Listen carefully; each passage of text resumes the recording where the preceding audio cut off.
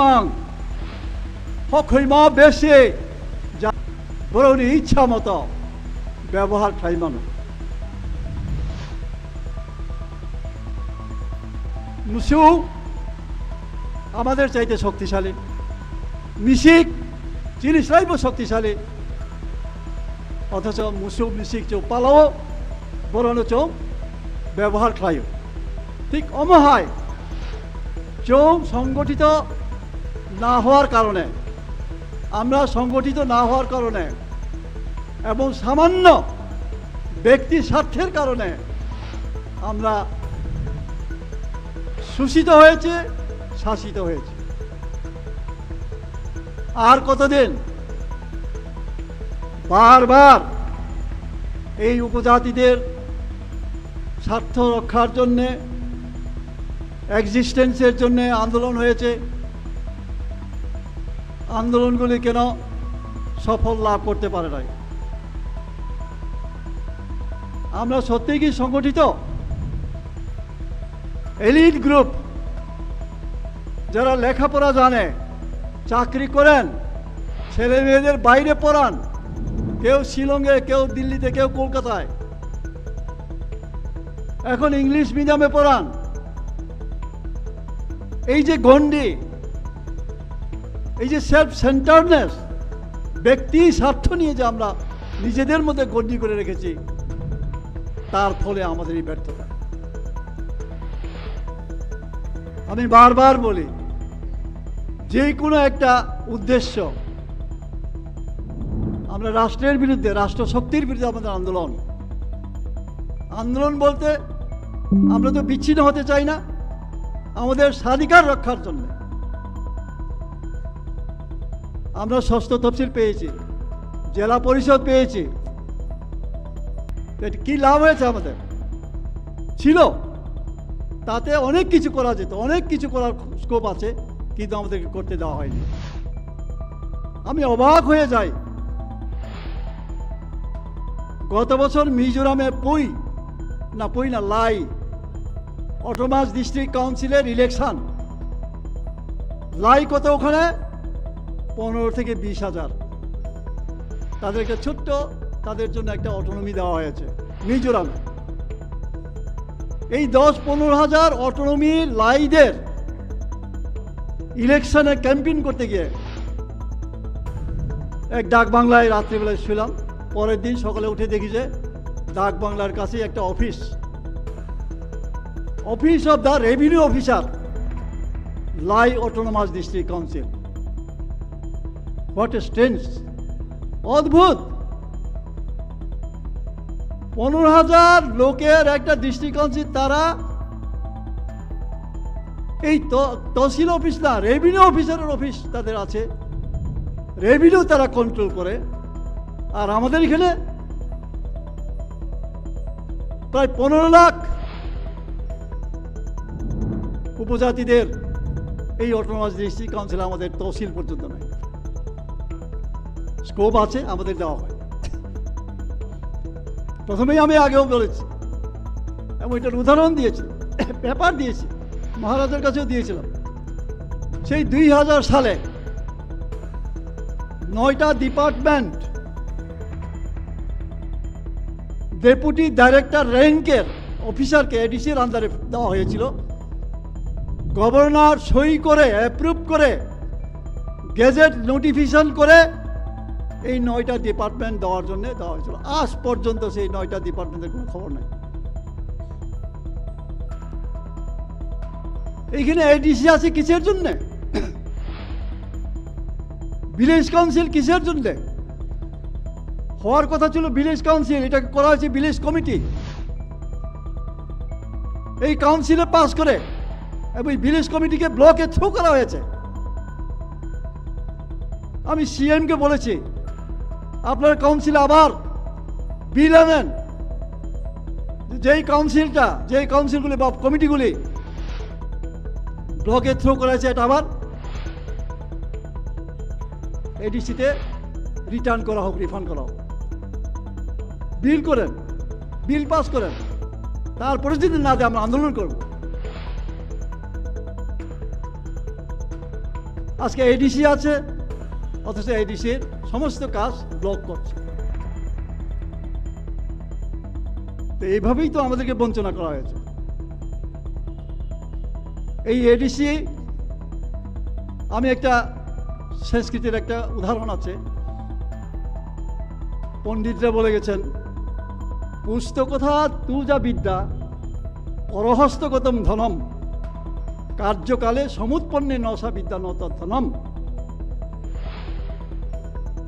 বিদ্যা পুস্তকে আছে, আমার কাছে তো নাই, তাহলে এই বিদ্যা কি কাজের? আমি যখন ক্লাসে পড়তাম, স্কুলে পড়তাম, তখন এক শিক্ষক আমাকে একটা গল্প বলেছিলেন যে এক ব্যক্তি বিরাট বিরাট আলমিরা করে বিরাট বিরাট বই কিনে রেখেছেন। উনি পড়তে জানেন না, কিন্তু বই কিনে রেখেছেন। তার কি লাভ? টাকা পয়সাও ধনরত্নও যদি আমার ধন আরেকজনের কাছে গচ্ছিত থাকলে, সময়ে যদি আমি এই ধনটা না পাই, আমার কি কাজ হবে? এডিসিকে ঠিক এইভাবে করে রাখা হয়েছে, পঙ্গু করে রাখা হয়েছে। এডিসির ক্ষমতা কুক্ষিগত করে রাখা হয়েছে রাজ্য সরকার। তার জন্য আমাদের আন্দোলন করতে হবে। এবং যে গ্রেটার ত্রিপুরা ল্যান্ড, আমার কাছে পেপার এভিডেন্স আছে, আমি কিছু আপনাদের দেখাই। এডিসি এলাকাকে নিয়ে পৃথক রাজ্য দেশের কোথাও হয়েছে নাকি? কাকে বিভ্রান্ত করা হচ্ছে? রবীন্দ্রনাথ ভিলেজের সবাই বাজুবন রিয়াং আমার জ্যাঠাতো ভাই হয়ে মারা গেছেন। দীর্ঘদিন উনি পার্লামেন্টের সদস্য ছিলেন। পার্লামেন্টে একবার ওনার ছবি বেরিয়েছে, পার্লামেন্টের ভেতরে শুয়ে আছেন, ঘুমিয়ে আছেন। আর এখানে ত্রিপুরায় আছে, কি সুন্দর একটা বিবৃতি দিয়েছেন যে এডিসিকে নিয়ে কখনো রাজ্য হয়েছে, এরকমগুলো ব্যাপার আছে ত্রিপুরাতে বা ভারতে। এইবার দেখেন গেজেট অফ ত্রিপুরা, পার্লামেন্টে আজকে যে আমরা মিজোরাম বলি, মিজোরাম একটা স্টেট, এই মিজোরাম ডিস্ট্রিক্ট কাউন্সিল ছিল, অ্যামেন্ডমেন্ট করে এই মিজোরামকে স্টেট করা হয়েছে। মিজোরাম ডিস্ট্রিক্ট কাউন্সিল যদি স্টেট হতে পারে, আমাদের ত্রিপুরা যে ডিস্ট্রিক্ট কাউন্সিল স্টেট হবে না, বাজুবন কোথায় পেলেন এটা? উনি কনস্টিটিউশন পড়েছেন অনেক। বাজুবন বাবুরা দীর্ঘদিন এমপি থাকেন, সংবিধান পড়েন না, কনস্টিটিউশন পড়েন না, অথচ কনস্টিটিউশনে অ্যামেন্ডমেন্ট করে এখানে লেখা আছে ডিজুলিউশন অফ মিজো ডিস্ট্রিক্ট কাউন্সিল। ডিজুলিউশন অর্থ বুঝেননি? সবাই বুঝেন, খতম করে দেওয়া, অর্থাৎ মিজো ডিস্ট্রিক্ট কাউন্সিলটা নাই, শেষ করে দিলাম। মিজো ডিস্ট্রিক্ট কাউন্সিলটা এখন হয়েছে রাজ্য। আমরা কি মিজোরামকে ডিস্ট্রিক্ট কাউন্সিল বলি নাকি? ত্রিপুরা ভাগ করে নতুন রাজ্য গঠন করা অসম্ভব, জিতেন বাবু। আরে জিতেন বাবু, ত্রিপুরা আরেকটা রাজ্য দিতে হয়, জিতেন বাবুর কোনো অসুবিধা আছে নি? একই কথা আমি বলতাম। আমরা যখন শিখ শিডিউল দাবি করেছিলাম, তখন আমাদের এত সংগঠনের শক্তিশালী ছিল না, শক্তি ছিল না, এইরকম জনবল ছিল না। ফলে আমরা শুধু ডিস্ট্রিক্ট কাউন্সিল দাবি করেছি, যেটা সংবিধান ছিল না, হয়েছে। তখন তারা আমাদের বাধা দিয়েছেন। বাজুমন বাবু তখনও কি বলেছেন? আমার উঠানে এসে, আমার ঘরে এসে, আমাদের রিয়াং বাসে একটা প্রবাদ, ওই শ্যামলফা গৌরীশঙ্কর ইয়াং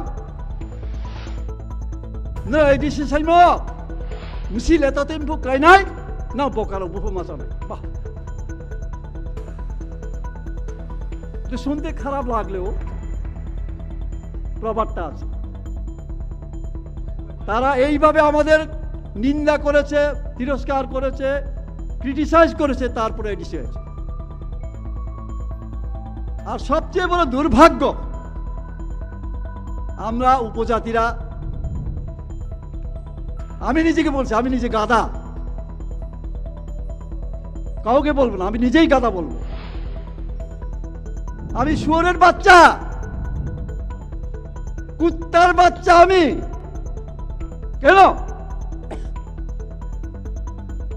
দাঙ্গায় কারা মারা গেছে? যারা যুব সমিতি আন্দোলন করে 6 শিডিউল দাবি করেছিল কারা? যুব সমিতিরা। মারা গিয়ে কষ্ট করে দাঙ্গা হয়ে পিসিসির প্রেসিডেন্ট ছিলেন অশোক ভট্টাচার্য, বিধানসভার এমএলএও ছিলেন। উনি কি বলেছিলেন?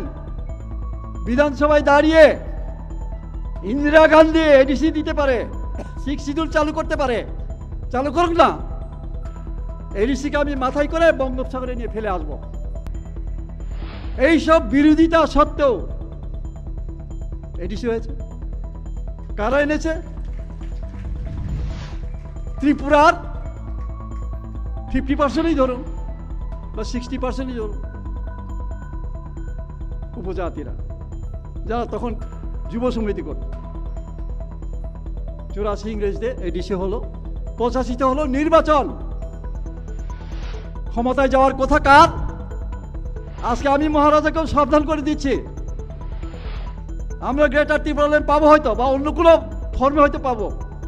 ইলেকশন হবে, দেখবেন যে বিজেপি ক্ষমতায় অথবা সিপিএম ক্ষমতায়। তা আমি গাধা না, আমি শুয়োরের বাচ্চা না, আমি কুত্তার বাচ্চা না। কেমন ধরনের চিন্তাধারা আমাদের, মানসিকতা, চিন্তাধারা। আর একটু মাথায় একটু সহানুভূতিতে থাকা উচিত। যারা মারা গেছে, আন্দোলন করেছে, কষ্ট করেছে, এই আগরতলায় আইন অমান্য করতে গিয়ে আমার উপজাতি মায়েরা বিভৎস অবস্থায় পুলিশের দৌড়ানে, টিএসআরের দৌড়ানে এই নর্দমায় পড়ে, এইরকম আন্দোলন হয়েছে, এডিসি হয়েছে, ইলেকশন সিপিএম ক্ষমতায়। কি অদ্ভুত লাগলো আমার কাছে, নিজের কাছেই লজ্জা লাগে এইসব বলতে। তারাই বলছেন পৃথক রাজ্য হবে না, করা যাবে না। আরে ভাই, আমরা বাঙালি, এটা তো সবারই জানা। আমি এখানে কাটিং আছে, আমি আর খুঁজছি না। বাঙালিস্তান গর্বই গর্ব স্লোগান আছে না, যত সিধে নাম, আমরা বাঙালি যে স্লোগান ছিঁড়েছে, বাঙালিস্তান গর্বই গর্ব। আরে জিতেন বাবু, তাদের বিরুদ্ধে একটা কথা কন না, বাজুবন বাবুরা বলুন না, শম্ভুলাল বাবুরা বলুন না। বই বাঙালিস্তান গর্বই গর্ব হিয়ে মিছিল খেব, আন্দোলন খেব, সংগঠন খেয়ে তোমালে মুখ সাপ সালাইয়া চংচিনি নিজের জাতি, নিজের বুথই শাসানি সাধিকা নিবা বই যখন শাখা বড় সে বিরোধী বাঁচাও। একটু আগে যা বলা হয়েছে এটা ঘটবে ভবিষ্যতে। নাই রম রমে মাহা মাহা শাসন মা খেলাই নাই, আবনি দিন সবাই চেয়ে পাখুরাও বুখুরাও ভারতবর্ষ, বিশ্ব, ত্রিপুরা তো সাধারণ ব্যাপার। বলি রাজনৈতিক পরিস্থিতি চমচম তো তাহলে হাতের মুঠায় এখন প্রত্যেকের ফোনে ফোনে এইসব ঘটনা বলে এইসব কিছু আছে। লাস্ট ঘটনা মণিপুর, এটা অ্যানালাইসিস করেন। জাস্ট ফর এক্সপেরিমেন্ট, মণিপুরে প্রথম এক্সপেরিমেন্ট এইভাবে করে সইবাই সইবাই লাইয়ে মুসুবাই মুসু খাই লাইয়ে ব্রবাই ব্র বুলাই দিয়ে চৌ ক্ষমতাও দল। এবং মণিপুরও যদি সাকসেস হোক, মণিপুরে সাকসেস হলে সেকেন্ড টাইম ত্রিপুরা লিখে রাখুন। আমি বলছি মণিপুরে প্রায় 1002 গির্জা ঘর পুড়িয়ে দেওয়া হয়েছে, বুলডোজার চালিয়ে ভেঙে দেওয়া হয়েছে, জাস্ট এক্সপেরিমেন্টাল। আরো সাকসেস সঙ্গে ত্রিপুরা উপায় নাই। তারপরও খ্রিস্টানরাও ভারত মাতা কি জয়, বিজেপি জিন্দাবাদ, ও দুঃখ হয়। আর এটলিস্ট খ্রিস্টানরা তো ছাড়তো তাদের, প্রমোদ্রিয়ান খ্রিস্টান, এইরকম বহু খ্রিস্টান নেতা আছে বিজেপির তোলে। বস নু যাব মণিপুরের ঘটনা নু যা। এরা ভাবে এইখানে মৈতি এবং কুকিদের মধ্যে লড়াই না বাবা, রাজনৈতিক লড়াই, একটা এক্সপেরিমেন্ট। এইভাবে লড়িয়ে দিয়ে সাকসেস হলে ত্রিপুরা, নাইসাও তো দেখ, তবে সাকসেস হবে না। এই ত্রিপুরাতে দাঙ্গা ঘটানো হয়েছে, দ্বিতীয়বার দাঙ্গা করার জন্য প্রচেষ্টা নেওয়া হয়েছে। আমি আবার বাঙালি ভাইদের তাদেরকেও নমস্কার জানাই, তাদেরকেও শ্রদ্ধা করি। দ্বিতীয়বার আর দাঙ্গা হয়নি, প্রথমবার হয়েছে, কেউই বুঝতে পারেনি। দাঙ্গার ঘটনায় কিন্তু সময় নেই আমি বলতে পারি। এবং বিধানসভায় দাঁড়িয়ে যারা দাঙ্গা করেছে প্রকৃতপক্ষে তাদেরকে চোখে চোখ রেখে আঙ্গুল দেখিয়ে বলেছি তোমরাই দাঙ্গা করেছ। মন্ত্রী এমএলএ শুনছে দাঙ্গানি প্রচারক আবু সব মুই আছে থিপে আদালে আমবুমু সালিয়া এই ভাতখোলা বাজার, অভিগঞ্জ বাজার, বরপাথরি, বিলোনিয়া। আমি তখন যুব সমিতির সম্পাদক, তখন তো বিলোনিয়া সব শান্তিবাজার এক ছিল। যুব সমিতি প্রচার করতে গিয়ে আমি অভিগঞ্জের বাজারে গেছিলাম। ওইখানে অভিগঞ্জের বাজারে সন্ধ্যাবেলায় বিকালবেলায় চা খেতে বসলাম। আমার সঙ্গে গুণধরও ছিল, গুণধরকে খুন করা হয়েছে সিপিএম আমলে। তো অপর পারে মিটিং হচ্ছে অভিগঞ্জ বাজার স্কুলে, প্রাইমারি স্কুলে। মন্ত্রী ছিলেন, আমি নাম বলছি না, কিন্তু বিধানসভা ওনাকে ধরেছে চেপে। যে বক্তৃতা দিয়েছেন আমার বিধানসভায়, আমি বলেছি একটু স্পষ্টভাবে হুবহু, তবে এখানে নোট আছে কিনা আমি জানি না।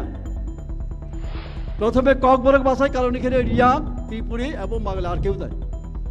পরে এটাকে আবার বাংলা ভাষায়। সাইদেমান, তোমরা জানো উপজাতিরা রাত্রে ঘুমায় না। আরে যিনি বলছেন তিনি কি জাতি? উপজাতি বলতে উনি বুঝাইতে চাইছেন ত্রিপুরা উপজাতি যুব সমিতি। কেন সারা রাত মাইরং শুয়ো, ইয়ংফের শুয়ো। আমি আমার মায়েদের জিজ্ঞেস করি এখন কত বছরের ঘটনা, 80 সনের দাঙ্গা, আজকে থেকে প্রায় 20 আর 23-এ 43 বছর, অর্ধশতক। আমার মায়েরা এখনো চিরা দুখতে জানে কিনা বলুন, ট্রাইবেল মেয়েরা। ইয়ংফের শুরুয়া, ইয়ংফের শুয়ো, মাইরং শুয়ো, চাল তৈরি করে চিরা ধুকে কি করে বড় বড় ডোলবাসের চুংলা বস্তা করে ওই জঙ্গলে রাখে। কেন? এই তো সর্বনাশ। একজন ট্রাইবেল মন্ত্রী হয়ে যে কথা বললেন, শুনতে আমার বুক কাঁপে, বলতে আমার বুক কাঁপে। বাঙাল কাটতো বাপরে, শাসনে তৈরি প্রতি একটা দরদ করে দেয়। ওয়াই সাতাই নাই ফো যুব সমিতির মাইরং ইয়ংফের শুভে ব্লমতে মানে এইভাবে সারা ত্রিপুরার যে পেট্রোল ঢেলে দিয়েছিলেন ওরা। আর সেই বান্দাইয়ের সামান্য ঘটনা, আমাদের বাজার বয়কট ঘটনা প্রোগ্রাম ছিল। বাজার বয়কট কোনো একটা প্রোগ্রাম, কোন একটা আন্দোলন, এই আন্দোলনকে ঘিরেই দাঙ্গা সৃষ্টি করে দিয়েছে মান্দাইতে।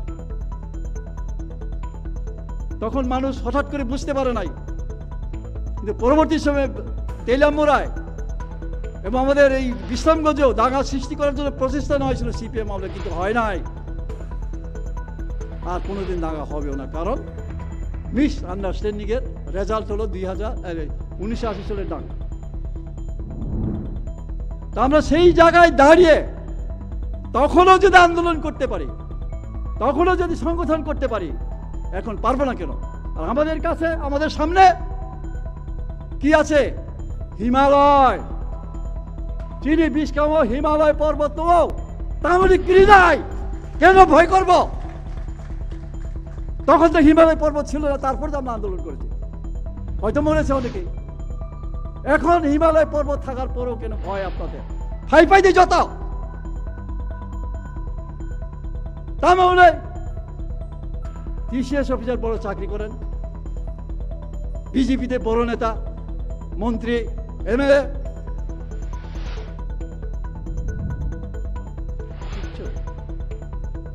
বিপদ যখন আসবে এমএলএ কেও বাঁচবে। তো সেই জন্যই যত্ন কাবো দখা ঠিক খাইদে, উদ্দেশ্য ঠিক খাইদে। ইংরেজি একটা প্রবাদ তো বাংলা ভাষায়, সিংহ যদি বা যে কোনো ব্যক্তি হোক দুইটা খরগোশের পেছনে যদি দৌড়ান, এটা ইংরেজির প্রবাদ, একটা খরগোশ সে ধরতে পারবে না। Not a single hair. খরগোশ বাংলানি উকলাও যদি जों खाब्रुंखे माक्सा खरगोशखौ जों रमायाव नाय मा सानो नाये खाब्रे ना नाय।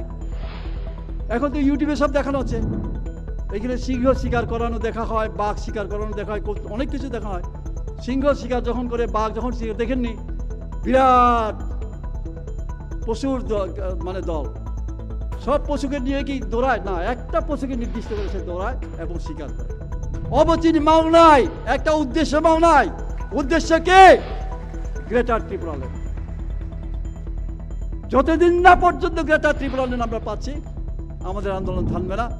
এক বিন্দু রক্ত থাকা পর্যন্ত আমাদের দেহে আমরা ছাড়ব। অমর ফিনিশ বাই মাও।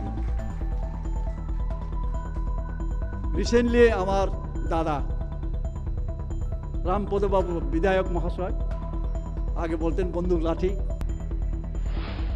ধর্মান্তরিত জনজাতিদের এসটি সুবিধা বাতিল করা হোক, আবার রামপদলে ওয়াইসা দে বুইয়া দে, তা মানে যাইটা বড় বড়।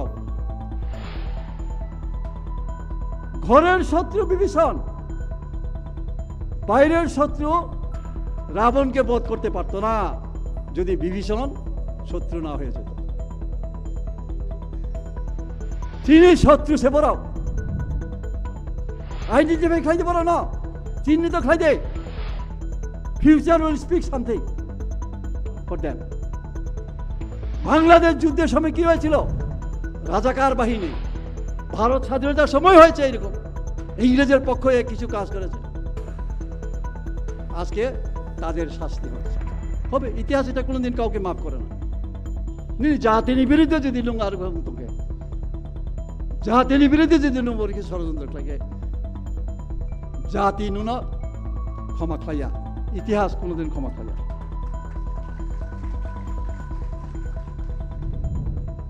আমাদের অ্যাপ্রিহেনশনকে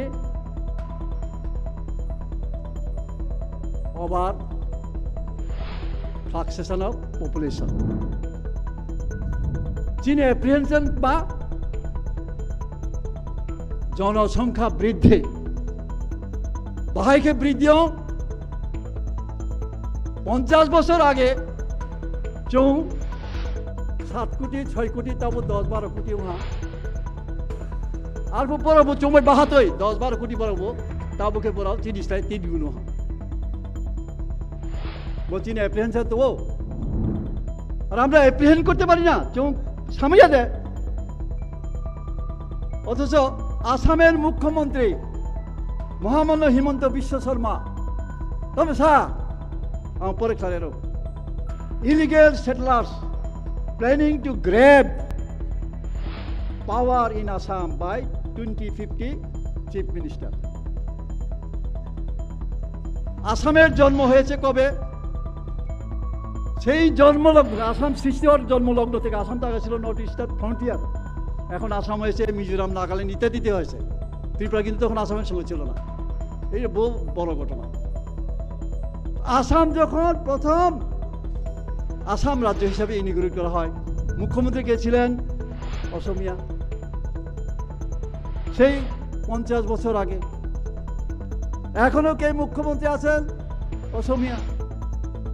তারপরও তারা অ্যাপ্রিহেন্ড করছে বহিরাগত, বাইরের থেকে যারা আসছে, আমাদের সংখ্যা বৃদ্ধি পাচ্ছে, সংখ্যাগরিষ্ঠ হয়ে তারা আসামের শাসন ক্ষমতা ক্যাপচার করবে, গ্রেপ করবে। সবাই আব, কারণ গণতন্ত্র সংখ্যার উপর নির্ভর করে। জনসংখ্যালঘু খাই যাক 2011 নি সেন্সাস রিপোর্ট দাও ওখালিয়া তাই আসু জনসংখ্যা বৃদ্ধি হোক। ওই আমাদেরকে এখনো দেখানো হয় 1991 সেন্সাসটা আমরা পাই, এখন অন্য কোনো বছরের সেন্সাস দেওয়া হয় না। তখনের যে হিসাব 37 লক্ষ, আমরা কত 12 লক্ষ, বাদ বাকি কারা। কিন্তু ত্রিপুরার জনসংখ্যা কি এখন 37 লক্ষ? আগরতলার জনসংখ্যা কত দেখানো হয় সরকারি হিসাবে তখন? 1 লাখ। আমার মনে হয় এখন 10 লাখের উপর হবে আগরতলা। আবারও ক্রিসে সেন্সাস রিপোর্ট দংখারিয়া বাহাইকে রাষ্ট্র ক্ষমতা প্রশাসনিক ক্ষমতা ন গ্রেপ খেবে চৌন হাইকে খ্লাইত রাজ্যপাল দীনেশ নন্দন সহায়ন চুঞ্জত সিনিও সবাই জানেন, হয়তো চিরাইর মুসলিমে আমাদের এখানে মহামান্য রাজ্যপাল ছিলেন। তিনি কি বলে গেছেন? ত্রিপুরার উন্নয়ন নিয়ে বিহারের সেমিনারের সময় তিনি বলেছিলেন, অস্তিত্ব বিলোপের শঙ্কা থেকেই উপজাতিরা হাতে অস্ত্র তুলে নিয়েছে। রাজ্যপাল সহায় খুব অন্যায় বলেছেন, খুব অন্যায় দেব। অথচ এইটা নিয়ে কি হইচই, অর্থাৎ হক কথা বন্ধু বেজার, সত্য কথা যারা বলে তাদের প্রতি সবাই বিরক্ত হয়। বিজেপি এখন কি করেছে? Two resist the demand of greater Tripuraland, 7 কথা সমাজ। এটা আবার কোন সমাজ? গ্রেটার ত্রিপুরাল্যান্ড না রেজিস্ট খেনব 7 কথা সমাজ ইয়ে দেখলে লেখা বিজেপি। যেইভাবে 6 শিডিউলের দাবিতে যুব সমিতি আন্দোলন করেছিল, তখন কি হয়েছিল? আমরা বাঙালি সৃষ্টি করেছিলেন নিপেন বাবু, ফান্ডিং সহ সব কিছু। তা 7 কথা সমাজকে হ্যাঁ গ্রেটার ত্রিপুরাল্যান্ডের বিরুদ্ধে বাঁচারি হ্যাঁ স্মরণ রাখবেন এবং প্রত্যেকটা খবর জোগাড় করে রাখুন। ওই তো বাঙালিস্তান চাই, আমরা বাঙালি, পত্রিকাতে দেখো। আমরা তো মিথ্যা কথা বলছি, কোনো বানব ছায়া কি পুরো বাঙালিস্তান ছাইমিও। আরে বেটা তোমার পশ্চিমবঙ্গ আছে না, আর এখানে বাঙালিস্তান দরকার কেন? উপজাতিদের বিরুদ্ধে উপজাতিরা আমাদেরকে কি করবে? শোষণ করবে। এটা বাংলাদেশ থেকে যারা আসছে তারা এখানে বাঙালিস্তান চায়। তোমরা বাংলাদেশে গিয়ে বাঙালিস্তান দাও, আন্দোলন করে চাও, আমরা সাহায্য করব বলেছি তাদের। ওইখানে তো সাহস করে না, গুতানি খাইব। এইখানে না ত্রিপুরার উপজাতিরা সরল, বসে থিওরি, বসে ফিলসফি। চৌখেবা আসছো তাই সম আং গাদা, আং ওক, আং মুসুক, আং পন, আং সই অমাহাই পজিশন দংছে চৌ বাংলাদেশ সাইব मा সাময়া। বাংলাদেশে প্রায় বাংলাদেশ সাইবিয়া এখন তো প্রায় 1.5 কোটি 2 কোটির মতন বাঙালি আছে বাংলাদেশে। চাক না একটা আঞ্চলিক পরিষদ না, ওইখানে যাইতে পারতো। এইখানে বাঙালিস্তান লাগে। তো অনেকক্ষণ বললাম, আমাকে খুব কম সময় দেওয়া হয়েছে। শেষে আমি আরেকটু 2-3টা কথা বলি।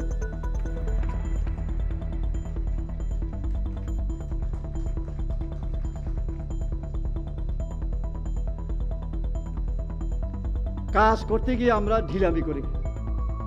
আমি শুধু এইখানে আমি রাজনীতি করে আজকে 1967 থেকে, যখন থেকেই টিউজের সৃষ্টি তখন থেকে আমি আছি। প্রত্যক্ষ রাজনীতিতে আমি এসেছি 88-এ বিধায়ক হয়ে। আমাদের মধ্যে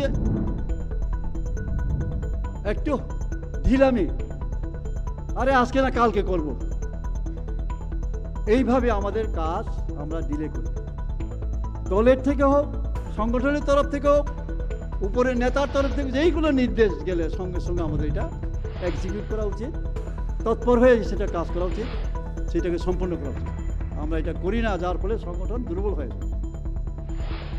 এই ব্যাপারে আমি আমাদের ভারতবর্ষের একজন বিখ্যাত সন্ত কবির, তিনি কি বলেছিলেন?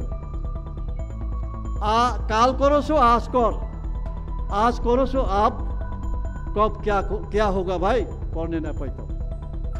আমি বাংলায় বলছি, কালকের কাজ আজকে করিবে, আজকের কাজ এক্ষুনি করিবে, মুহূর্তে প্রলয় হইয়া যাইতে পারে কখন কি করিবে।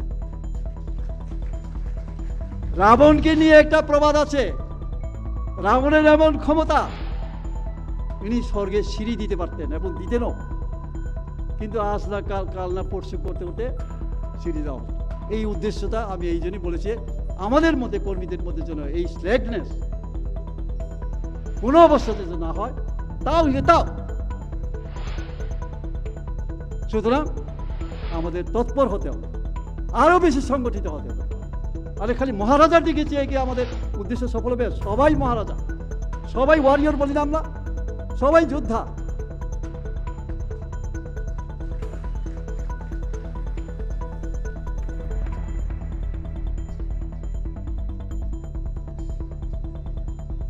তো শেষ কথা বলে, লিডার, আমরা মহারাজাকে আমাদের লিডার মানি। আমি ওনাকে প্রশংসা করছি না, ওনাকে খুশি করার জন্য বলছি না, বাস্তব চিন্তাইতে বলছি। সেই সংস্কৃতির কথাই যাই আবার, ইন্দ্রও হবি লোকথাং জাতি স্বয়ং প্রখ্যাপিত গুণই। ইন্দ্রও যদি নিজ মুখে নিজ গুণ কীর্তন করে, তার ইন্দ্রত্বও কিন্তু লঘুতা প্রাপ্ত হয়, এটা শাস্ত্রে লেখা। নেতাকে আমরা সবাই নেতা নেতা চিৎকার করি, সবাই নেতা। নেতা জন্মায়, নেতা তৈরি করা যায় না। নেতাজি সুভাষ জন্মেছেন, কেউ তৈরি করেনি নেতাজিকে। নেতাজির জীবন একটি বলে ছোট বয়সের কথা। কটকে জন্মগ্রহণ, বাবা সেখানে অফিসার ছিলেন, বাংলা জানতে না, অথচ বাঙালি, কারণ ওইখানে জন্ম, ওইখানেই পড়াশোনা। তো যখন 9-এ উঠে তখন কলকাতায় বদলি তার বাবা। নেতাজি আসলেন, কলকাতা স্কুলে বদলি হলেন, বাংলা পরীক্ষা দিলেন, 9-এ প্রথমে 0। বাঙালি ছেলে, বাংলা পরীক্ষা 9-এ 0। এই তো বেচারা চেততে গেল, সবাই হাসতে লাগলো। বার্ষিক পরীক্ষায় বাংলায় 100-তে 100। কিভাবে সম্ভব? আমরা কি পারবো না? চুমাইয়ে দেব না, 100-এ 100।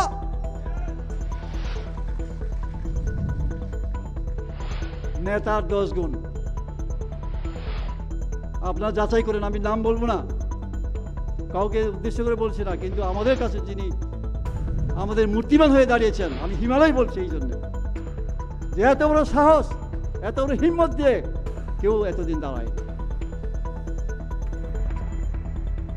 গুণগুলি আমি ওনার কাছে পেয়েছি এবং আমি এটা বলবো, এটা শাস্ত্রের কথা। নেতাকে ত্যাগ যার আছে, সহনশীলতা যার আছে, মমত্ববোধ যার, নির্ভীক, আপোষহীন, সিংহের মতো পরাক্রমী, নির্লোভ, উদ্যমী, দূরদর্শী এবং বিপর্যয়ে, যে কোনো দুর্যোগে মানে ভেদকারী, এটাকে ভেদ করতে পারে, তিনি হলেন নেতা। আমরা নেতা নেতা করে চিল্লাইলে নেতা হব। আমি নিজেকে কোনোদিন নেতা বলি নাই, নেতা স্বীকারও করি না। সারা রাস্তা বুধুবাবু আছে, সাবরুম থেকে আগরতলা পর্যন্ত পয়দলে আমরা পদযাত্রা করেছিলাম শান্তির জন্য। সাবরুম স্কুল থেকে আমি আগরতলা পর্যন্ত হেঁটেছি। বোতলায় এসে দেখি যে আমরা পেছনে পড়ে গেলাম। আগরতলার কতিপয় আমার নিজের নেতা, সামনে গিয়ে ফটোগ্রাফারের সামনে, এটা নেতা নয়। সুতরাং এইরকম নেতা কেউ হবেন না, কারাকারি করবেন না ফটো তোলার জন্যে, মুখ দেখানোর জন্য, বুক ফোলানোর জন্য কোনো কারাকারি দরকার নাই। পিছনেই থাকেন, কাজ করেন। কর্মণ্যেবাধিকারস্তে মা ফলিষু কদাচন, গীতায় শ্রীকৃষ্ণ বলেছেন 6ষ্ঠ অধ্যায়ে, কর্মণ্যেবাধিকারস্তে মা ফলিষু কদাচন। কর্মে তোমার অধিকার, অর্জুনকে বলেছিলেন। ফলের জন্য কোনো চিন্তা করবেন না। কাজ খাই দেয়, সামনে তা দেয়, কাজ করেন, ফলের জন্য কোনো চিন্তা করবেন না। কি ফল হবে? ভগবান ফলও দেবেন, কোনো অবস্থাতে আপনাকে বঞ্চিত করা। নমস্কার, সবাইকে আমার আন্তরিক শ্রদ্ধা, ভালোবাসা জানাই। বুবাগরা, আয়ুলথন, আমার ওয়ারিয়ররা দীর্ঘজীবী হন, আরও শক্তিশালী হন, আরও মর্মবিদ হন। নমস্কার।